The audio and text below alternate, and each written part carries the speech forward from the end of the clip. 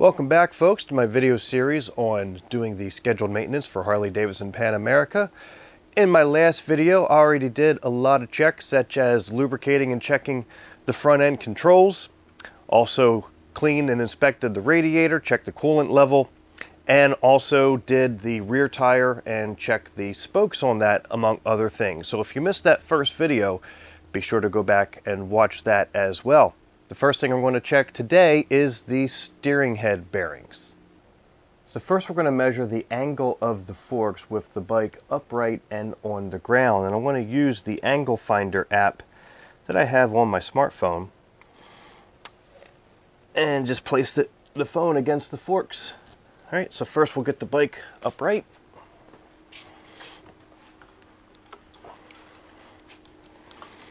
And hold her steady. You may wish to enlist a helper. And we'll place flat against the forks there, and I'm right at 22 degrees. Next, we're going to measure the angle of the forks with the bike lifted up and the front wheel off the ground. But before we do that, I'm going to take a measurement of the slope of the fuel tank console here, because just to account for any errors, and once I lift the bike up, if it's leaning backwards or forward a little bit, I don't want that to throw off my reading for the angle of the forks. So hold the bike steady. So I'm showing -62 for the slope of the tank. Now I need to take that same measurement, but with the bike lifted up and the suspension not loaded, front or rear, and the bike needs to be level. So to do that, I'm going to go ahead and jack it up with my motorcycle jack. Now the service manual says to use, it calls for using a fat jack style motorcycle jack with a block of wood directly under the crankcase and then to lift it up. So I just have a traditional frame style motorcycle jack. So what I do is I use this, and I have a piece of wood that I put on top, and I have this cut out so that it can go around the bracket down here for the kickstand. So if you're used to lifting up Harley touring bikes or big Harleys in general that have a frame underneath, this is a little different. Just because the weight is not as down low, so it will feel a little wobbly. You may want to have a helper your first time trying to lift the bike up like this.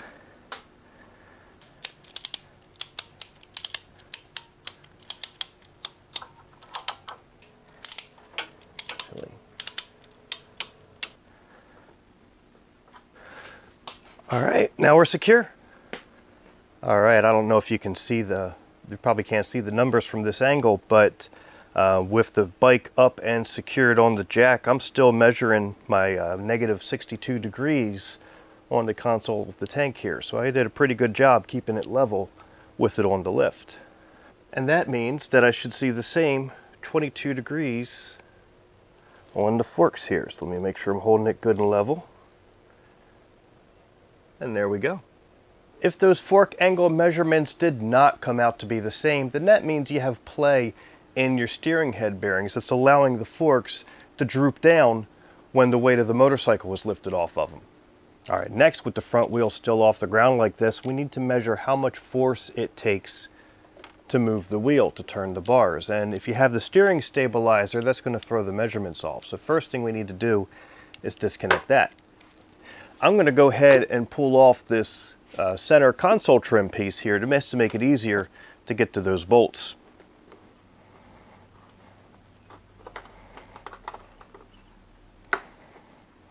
Usually these would be T25 Torque screws. I'm using an Allen wrench just because I have some longer screws that I picked up from the hardware store here that are holding the brackets for my tank bag.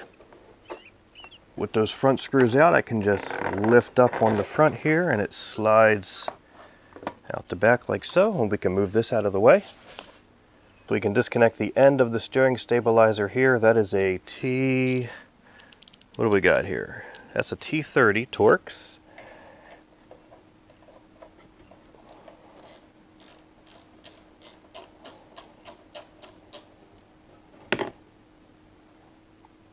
Okay, and now we have enough room to get down to this one holding the main bracket, and that is a T40.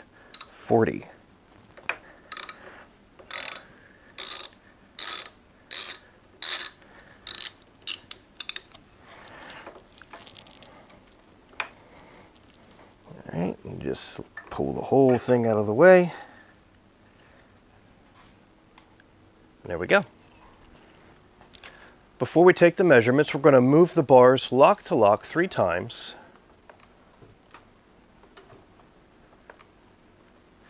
And then you're going to end with it in a full left-hand turn, like that.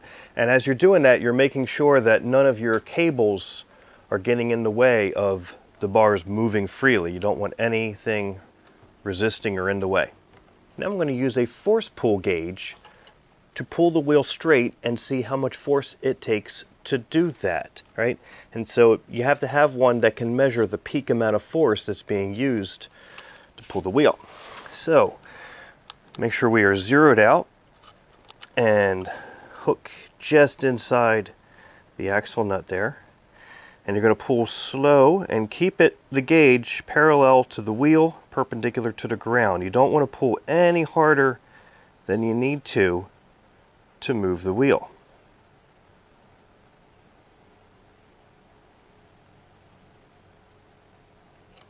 Okay, so that was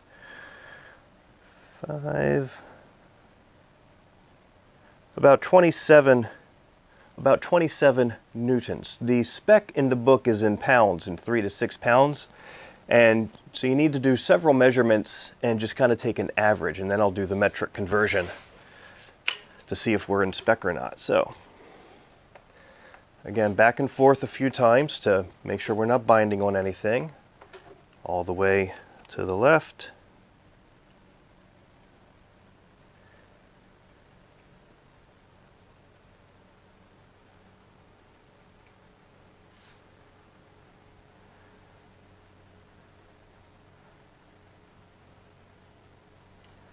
Just about 25 and change on that one. So after about half a dozen pulls with my force gauge, my overall average was about 25 newtons according to this gauge, and that translates into about 5.5 pounds. Now the spec in the service manual is 3 to 6 pounds, so I am within spec, but just so that I can show you how you adjust it, I'm going to go ahead and loosen it on mine just a tad. First, I'm going to go ahead and pull this front fairing off just to make things easier to get to and easier to see. And then next we're loosening the upper fork mount pinch bolts on each side. So just loosen them a bit. Okay. And make sure you do the other side. All right, and then I need to remove this bracket holding this brake clamp, or the wire for the clamp for that brake line, I should say.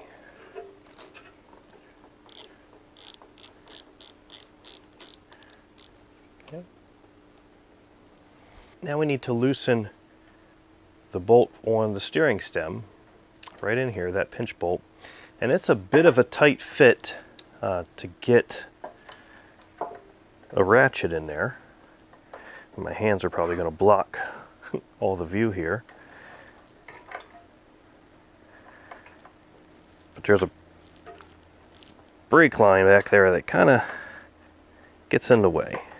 Since it is such a tight fit in there, to bring that pinch bolt out the rest of the way, I'm going to switch to a smaller 1/4 inch ratchet with a joint, flex joint.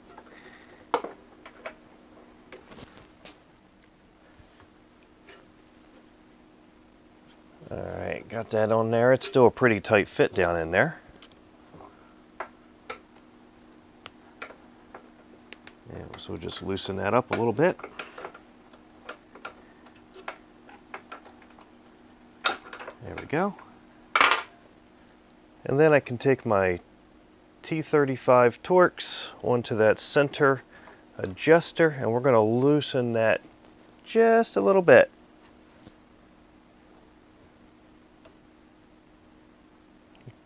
Just a little. There we go. I'm just going to snug it hand tight for now, and then I'll come back later and set the torque.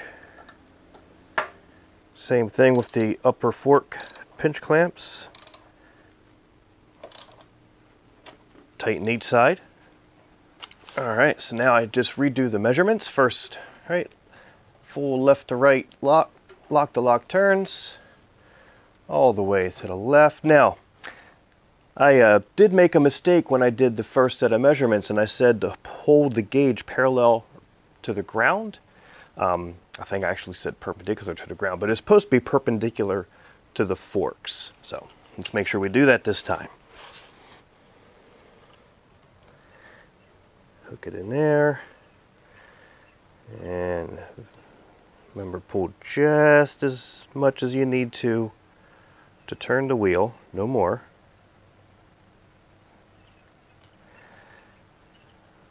Alright, that's about 21 newtons, so I'm going to go ahead, just like before, take a few measurements.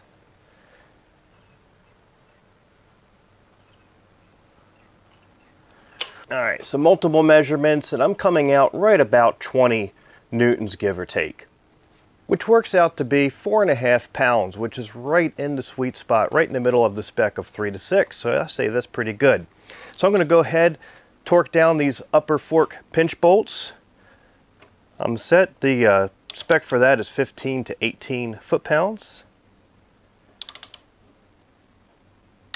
There we go. And other side.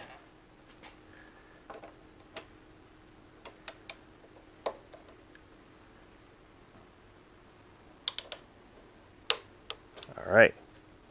I also need to torque that upper pinch, the pinch bolt for the upper clamp on the steering stem as well.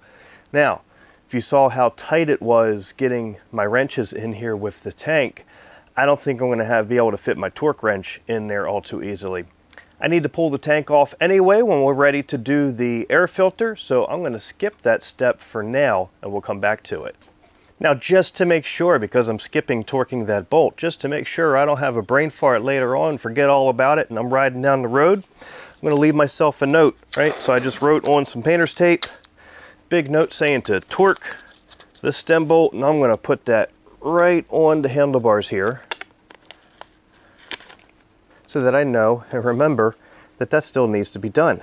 All right, adjusting our steering head bearings, that is done. I also made a note that we measured 22 degrees on the fork angle, and the pull force is 4.5 pounds.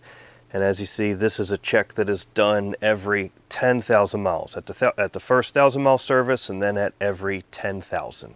Lubricating the steering head bearings is something that you're supposed to do every 25,000 miles, according to the maintenance schedule. And that is not one that I myself am looking forward to, because there are no grease fittings on the steering neck.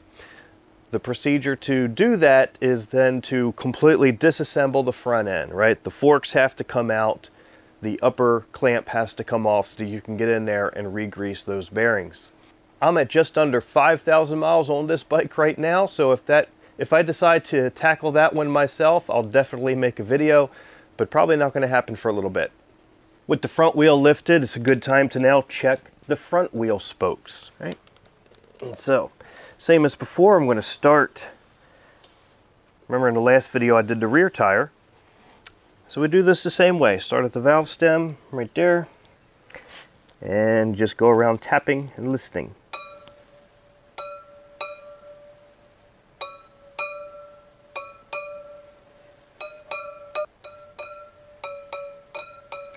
All right, we'll double check that one.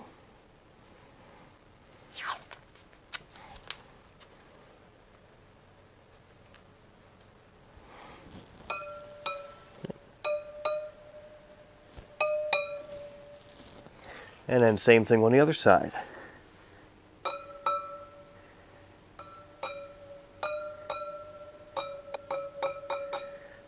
Okay, we'll check that one.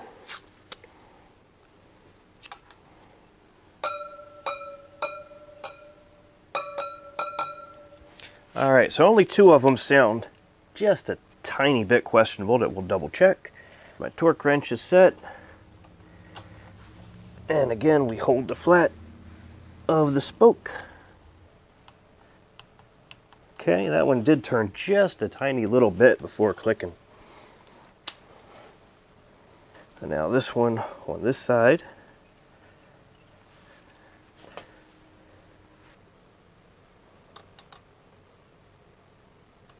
All right, and that one's good.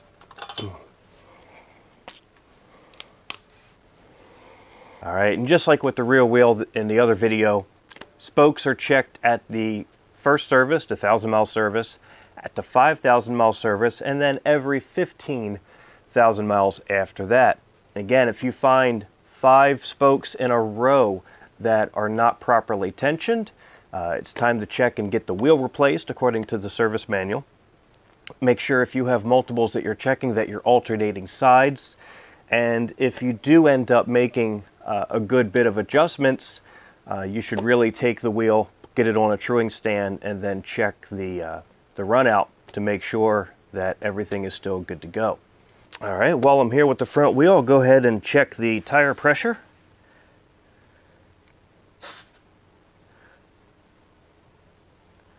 .35, spec says 36.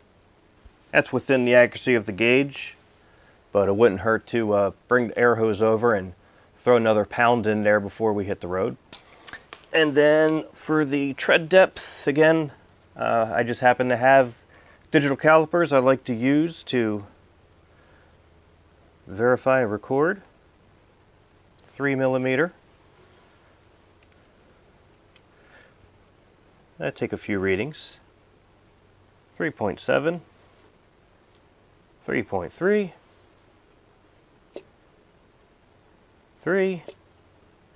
3.6. So let's go ahead and we're going to call it 3.3 for this one. All right. Other wheel and tire maintenance that should be done include checking the wheel bearings whenever you have the wheel off for a tire change. That's also a good time, especially for the spoked rims, if you have a truing stand, to throw it on there and make sure that your run out is within spec as well. For the rear tire, whenever you have that one off for service, check the compensator that's inside the sprocket, inside the housing behind the sprocket, for any wear to see if that is due for replacement as well. All right, front wheel spokes, good to go. Pressure and tread, and we'll mark down that we were at 3.3 millimeters of tread. Next will be an inspection of the brake system. Looking closely at the condition of the brake lines, looking for any nicks, any wear and tear, both on the steel braided sections and look through on the hardline sections as well. Look at any connections and make sure you also look at the ABS pump underneath the seat, checking for any signs of leaks or anything that needs attention. And then we'll inspect the brake pads, the calipers, and the brake discs. So looking at the edge of the brake disc, spin the wheel, and as it's spinning, you're looking to make sure that the brake disc runs true within the caliper, that you don't see it weaving or moving in and out. Any signs that that disc is warped, and it should spin pretty freely. Next, you need to check the thickness of your brake discs. Digital calipers work well for that. And I'm showing this one to be about 4.5 millimeters. The minimum spec is 4 millimeters. And make sure you check the other side as well. To inspect the thickness of the brake pads, one, you can shine a light down and take a good look at them, and you're looking for the slots on the brake pad material. On the factory pads, there are slots on there, and as long as you see those slots, you're above the minimum spec. Or you can pull the calipers off so that you can inspect the brake pads more closely. It's not a bad idea because it gives you the opportunity to inspect the caliper as well. So we use an 8mm hex to take the brake caliper bolts off. Of course, we'll just loosen them to start with.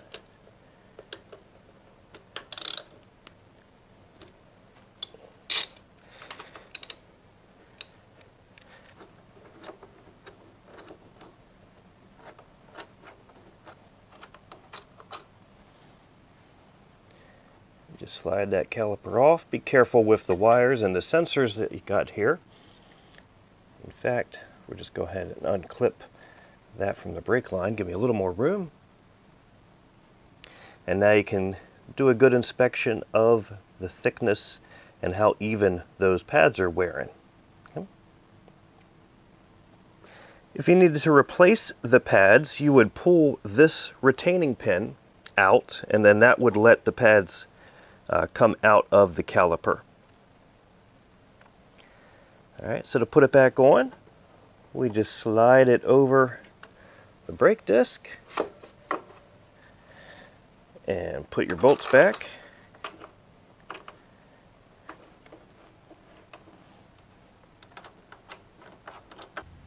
The Pan America uses a radial mount caliper, so you can't just go and torque the bolts down straight away.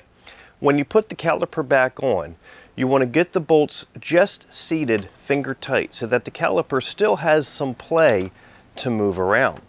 The reason for this is we want to then apply brake pressure through the system as we torque them down. That's going to make sure that that caliper is centered and aligned perfectly with the brake disc. So before you tighten them down, get a strap of some sort, wrap it around your front brake lever so that it's applying pressure to the front brakes. Okay. With front brake pressure applied, you can now finish torquing those mounting bolts, and the torque spec for those bolts is 28 to 38 foot-pounds. And when those are set, go ahead and remove the strap from your brake lever. A couple other pointers. When you're taking those calipers off and checking them and putting them back on like that, make sure you're only doing one at a time. You cannot apply that brake pressure if both calipers are off the bike, because then the other one is just going to squeeze those pads right together and you risk popping the pistons out. Your minimum pad thickness for the factory Harley pads is 0.5 millimeter for the front pads and 1 millimeter for the rear pads. Now, personally, I wouldn't let it get anywhere near that low before I'm looking to replace them, but that's what the factory spec is. For the rear brake, again, we're going to spin the wheel, while looking straight on at the disc, making sure we don't see any signs of warping. And it should spin freely and not excessively rub against the pads. Okay, and then we can take a measurement of the thickness. The minimum thickness for the rear is going to be 4.5 millimeters, right? And I'm showing right about 5 millimeters on this one right now. From the rear, it's really easy to see the thickness of the pad material, to be able to check and see how close they are to being worn down. But if you do need to remove them to further inspect, or when it's time to replace them, that's going to be a T40 Torx to undo the caliper mounting bracket.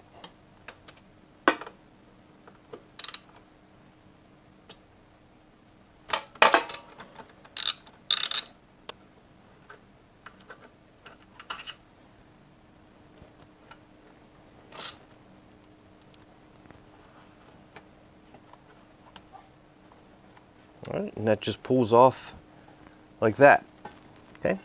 If you did need to replace these pads, you would remove this retaining pin, or this little clip I should say, and then this retaining pin, there's no socket to screw that out, so you're supposed to put something in here and drive it out. It's just sitting in there. And then of course the service manual calls for replacing both the clip and the pin with brand new ones when doing a pad change. When reinstalling the rear caliper, since this is not a radial mount one, it's just a traditional side mount caliper, there's no special procedure for applying brake pressure. You just put the bolts in and then alternate tightening them down. The torque spec is 15 to 18 foot-pounds.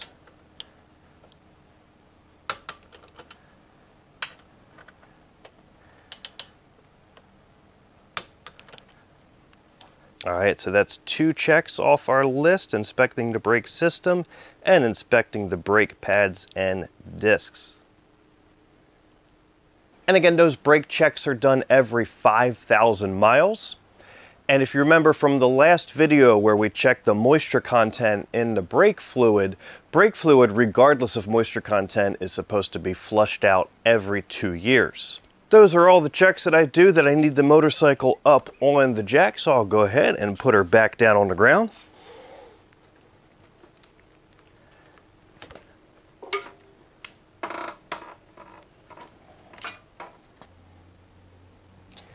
Again, she doesn't have the stability of a big touring bike, so make sure you keep a good hold of it as you're setting it down on the ground. All right. And it's good to double, triple check that that Jiffy stand is still out in place. And then we'll carefully set her over.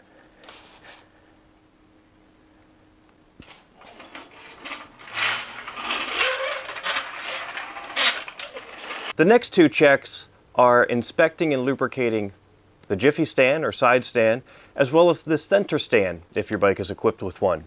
So a wheel chock comes in handy for holding the bike upright so that you can freely move the side stand and center stand while you're working on them. If you don't have a wheel chock that'll hold your bike upright like this, you may need to enlist some help. Have a helper just hold the bike upright while you do the work underneath. So down here with the Jiffy stand, we're checking to make sure that this little rubber bumper here is still in good shape. Okay, and then we're going to lubricate a couple of points here. We're going to lubricate the main pivot point as well as where the springs hook. So the spring has to come off, and a trick that makes that a little bit easier is extend the side stand and then lift up so it's in its locking position. That stretches the string out, and then I use a bunch of little metal washers to slide in there, and that'll help the spring stay in that stretched position. Okay. And now when I raise it, right, that's where the spring is at its loosest. So I got a spring puller. It's not exactly a very heavy-duty one, so rather than grabbing the handle, I have some vice grips clamped down on there really good. And then we're just going to hook under that spring hook there.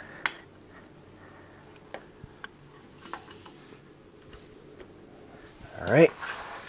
And then try and do this with the side stand, the Jiffy stand, up retracted, and should just pull right off like that for you. Make a note of its orientation as you pull it off. So with the spring removed, we can remove the pivot pin. That is a T40 bolt on the back side here, and a 10mm nut on the front.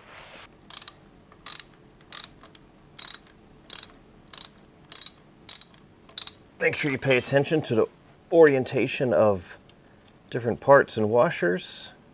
Okay. And we can pull that pin out. And there's a little brass bushing in there that can just stay there. And the pin gets lubricated with Loctite, right? And I actually did this not long ago because I replaced this stand. This is not the factory stand. If you notice, this is the one with the larger foot on the bottom. So anyway, we got some Loctite, or not Loctite, opposite of Loctite. It's anti-seize, right? Anti-seize. Put a little bit on there, and just kind of smear a nice, thin, even coat around. All right, so then we slide that up in there. This bushing goes on front like that, and from the bottom up into the bushing, and thread the nut back on.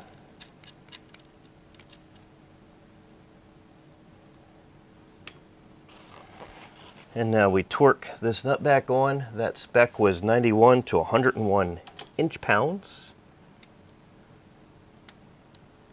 Torques nut from the back side.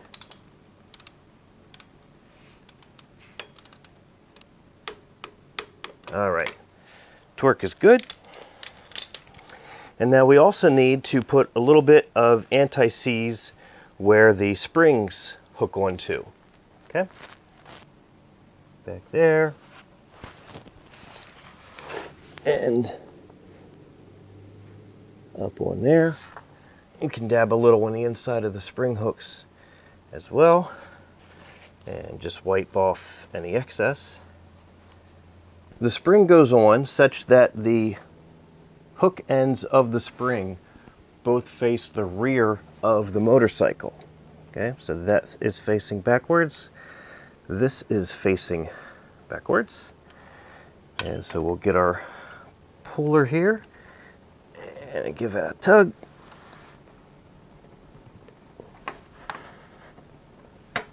There we go. Make sure it's seated on there fully.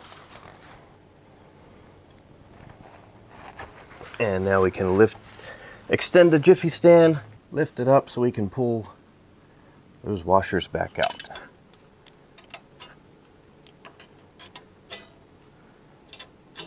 And just check for free and fluid movement. Well, not called out as part of any of the scheduled services, but while I'm down here, I like to double check the torque on these fasteners holding the Jiffy stand bracket to the engine case, right? And it's 20 to 22 is the spec, so my torque wrench is set to 20, and there's 3 of them. And they're all T40s. Good. Good. Good. All right, and it's every 5,000 miles for that Jiffy stand service. For the center stand, we need to lubricate the hooks where the spring brackets mount, and then we're also going to lubricate the pivot pin in here. So I already got some washers pushed into the springs, as you can see, to kind of help stretch it out. Also, if you remove this bumper here, it lets the stand come up just a little bit more, takes a little bit of that tension off the spring. So I'm going to spray a little bit of soapy water on that bumper, make it easier for it to slide out of there without tearing.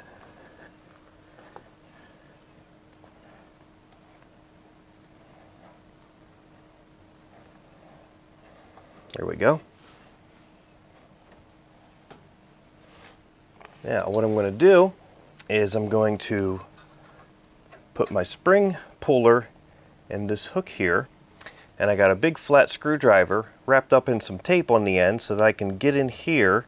The tape is just to help keep me from scratching the paint on the bracket there, and then we're going to just lever this back, and then I'm holding it with the spring puller in here so that it doesn't just go flying off on me. Okay.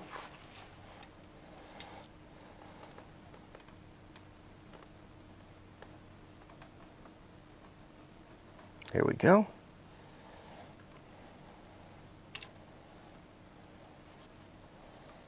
All right, so then we can pull out this screw, this retaining screw right here. That is a what do we got? T25.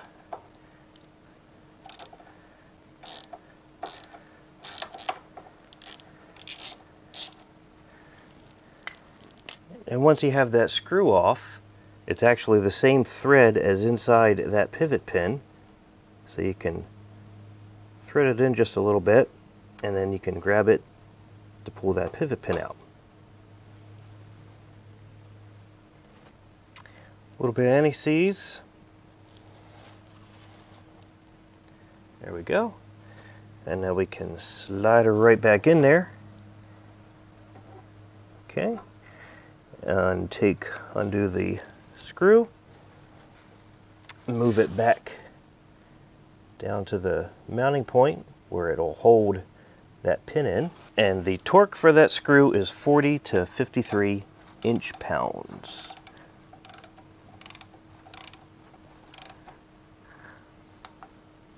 There we go. And now we got to do the other side.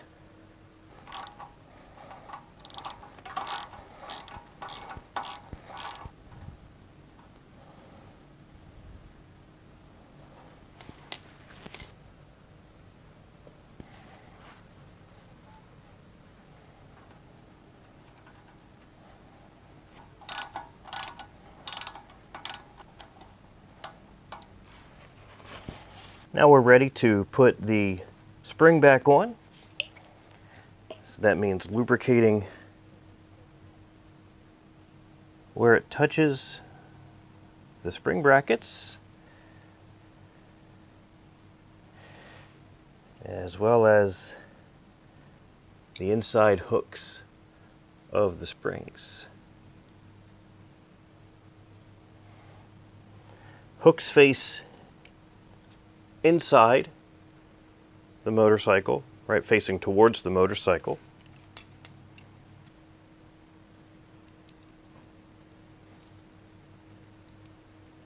Okay. And then hook that side. And just like before, I'm going to put my little spring hook puller here. I'm going to hold the center stand up and lever it back on with my screwdriver while pulling with the spring puller. There we go, back in place.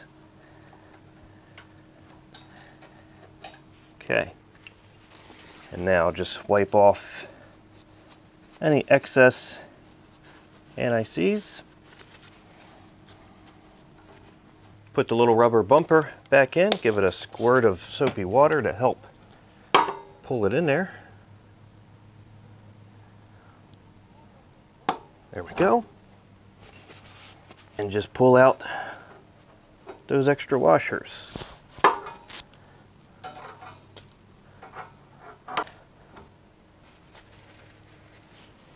All set. Center stand. Check, and again, that is every 5,000 mile service. All right, we are getting close to the end of the checklist. The only things left to do for this maintenance is to inspect and clean the air filter. Also, I'll show you how to access the spark plugs while we're there.